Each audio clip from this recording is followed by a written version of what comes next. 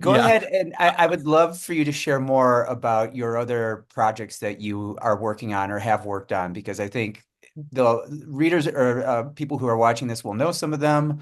And if they haven't, they should, because they're incredible. Thank you. I did in 2020, I did a book called The House in the Cerulean Sea by TJ Klune, and it became a multi-million copy bestseller. It took a while because it came out the weekend of the shutdown. And it eventually was spent 10 weeks on the New York Times bestseller list. Just 2 weeks ago, I was lucky enough, 4.5 years later, to record or to release the sequel to it called Somewhere Beyond the Sea.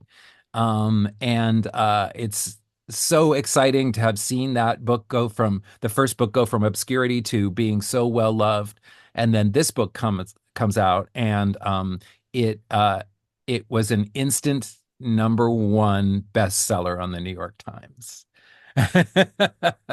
And the audiobook is the number one bestseller on Libro FM, which is like the indie audiobook company, distribution company. It was number five on Audible. And like how amazing to have gone on this journey with these beautiful characters that I love so much.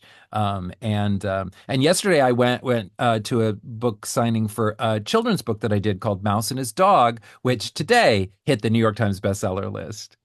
Uh, and what was kind of fun is, because the authors introduced me and they're like Daniel Henning and he plays Mouse and and hi, whatever. And there were maybe 50 people there in this at this signing.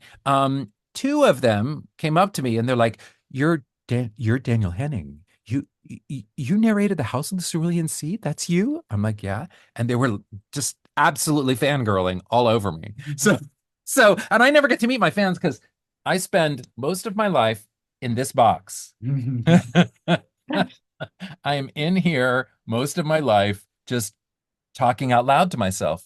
Um, so it is rare that I get to meet my fans, and I got to meet some of them yesterday, but at an event for a different book, like. But I also do a lot of nonfiction, like Randy's book, Conduct Unbecoming, and like your book. But I also do, just yesterday, I'm just a small part, but I do Elton John's new book, Farewell Yellow Brick Road. I read David Furnish's parts in that book.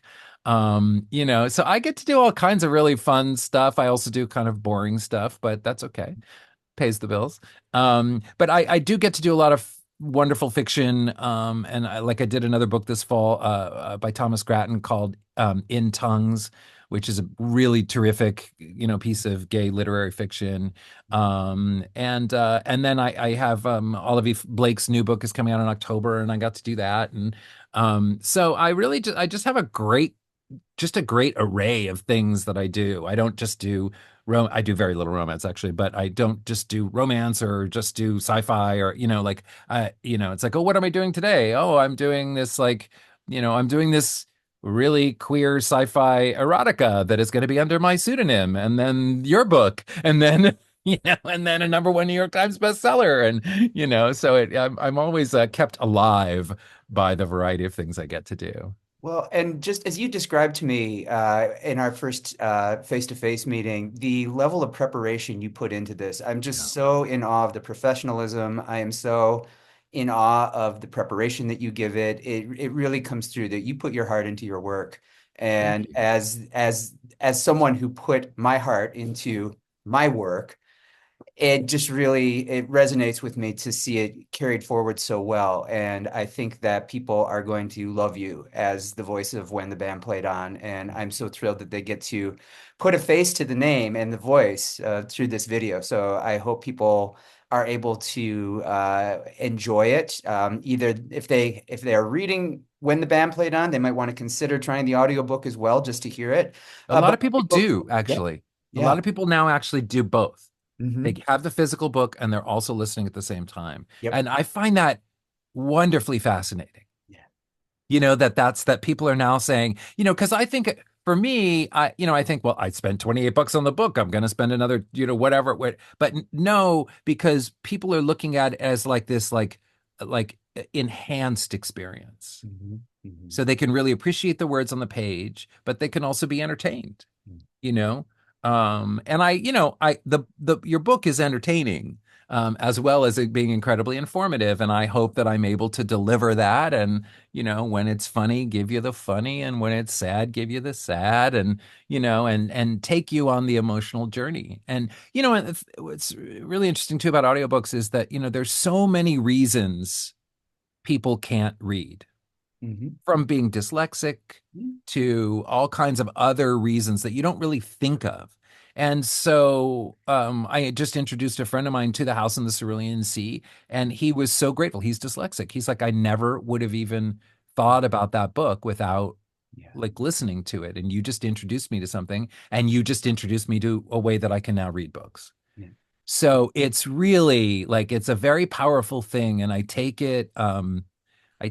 it very seriously in terms of my preparation, as you said, but I also take it as sacred that I am in someone's ear, Mhm. and that I am taking them on this journey.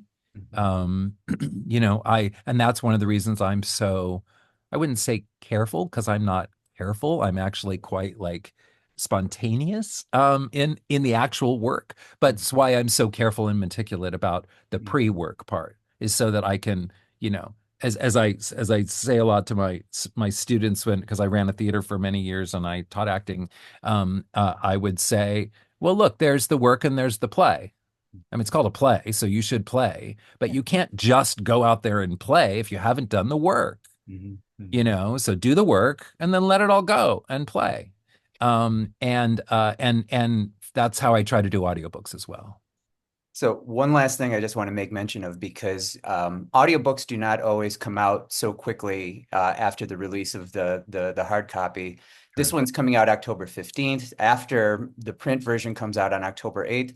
A big reason for this is that you made it a mission to turn this around so quickly, because you wanted it to come out as close to the book release time as possible. And I just really appreciate that you took this so seriously and worked so hard on it in such a short, intense period of time to produce what is going to really, I think, be a perfect companion to the release of the print and ebook on October 8th. So your passion for this is just adding to my passion for this project that I've been working on for 10 years. And so to have them come out so close together is just really moving and exciting for me. And I'm just really thank you for doing this video with me so we can promote it. And like I said, people are going to fall in love with you as the voice of When the Band Played On. And I am just over the moon, grateful and excited, and just so glad to have you along on the journey.